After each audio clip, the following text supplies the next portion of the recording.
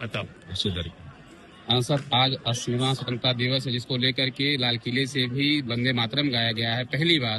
Sir, इसको लेकर क्या कहना चाहेंगे?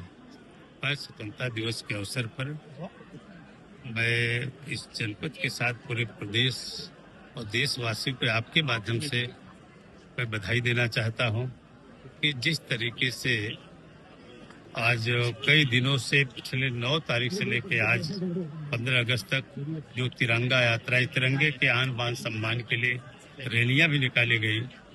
हमारी पार्टी ने, शासन के बहुत सारे लोग और हमारे प्रशासनिक अधिकारी भी उसमें शामिल थे। मैं सबको बधाई देता हूं। और जिस तरीके से माननीय प्रधानमंत्री जी ने आज दिल्ली के प्राचीर से जो इस देश के जवानों का, उन्होंने नौजवानों को अपील किया कि कम से कम 2 घंटा हमें दीजिए। जिस तरीके से जनसंख्या एक बड़ी समस्या जो 1931 में आजादी के पहले कराई गई थी, आज जो गैर बराबरी थी उसमें तफरका जो था, आज मैं लगता हूँ माननीय प्रधानमंत्री के अपील के बाद इस देश का नौजवान पूरी तरीके से उनकी बात को सुन करके उस मुहिम में शामिल होगा, जिससे इस देश में जो गैर बराबरी, जो असमानता था, उसको खत्म करके समता मूलक समाज और भाईचारा पैदा करने का संदेश दिया है। उसको निश्चित रूप से लोग आत्मसात करेंगे। सर, उन्होंने एक बात और विपक्ष पर हमला बोला है। उन्होंने कहा कि दिमागी नक्सलवाद से सावधान रहने की जरूरत है।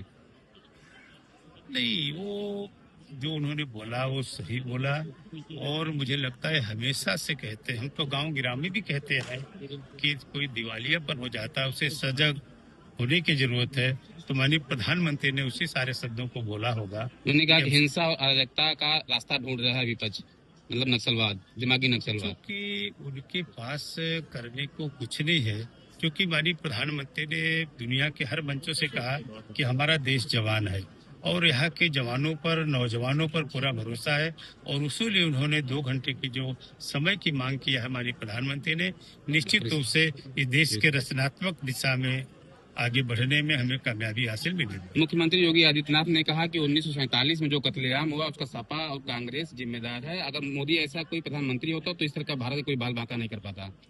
निश्चित रूप से जिस तरीके से माननीय प्रधानमंत्री के नेतृत्व में आज देश आर्थिक क्षेत्र में भी आज आगे बढ़ रहा है, कहाँ 11वें स्थान पे था, आज 5वें, तीसरे स्थान की होड़ में हम शामिल हैं। और आने वाले दिन में फिर जिस तरीके से माननीय प्रधानमंत्री ने देश के जवानों को अपील किया है, अगर हमारी बात, माननीय प्रधानमंत्री की बात पर अमल किया इस देश का नौजवान ने, तो निश्चित रूप से विश्व गुरु बनने में से देर नहीं लगेगी। प्रधानमंत्री ने आज लाल किले से एक बड़ा ऐलान किया है गरीब बच्चों के लिए, युवाओं के लिए, कि उनको फ्री कोचिंग की एक व्यवस्था का बड़ा नेटवर्क तैयार किया जाएगा भारत में।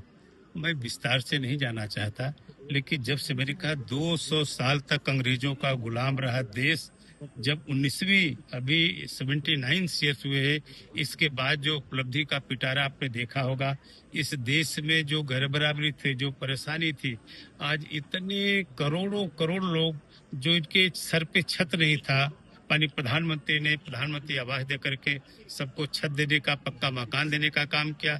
ऐसे तमाम लोग जो गरीब थे, बेबस, लाचार थे, आजादी के 70 साल तक जिनकी कुछ पहचान नहीं थी, वो गरीब के बच्चे पैसे के अभाव में बीमारी से मर जाते थे, उनको भी आयुष्मान कार्ड दे करके जीवन देने का काम इस देश के प्रधानमंत्री ने किया है।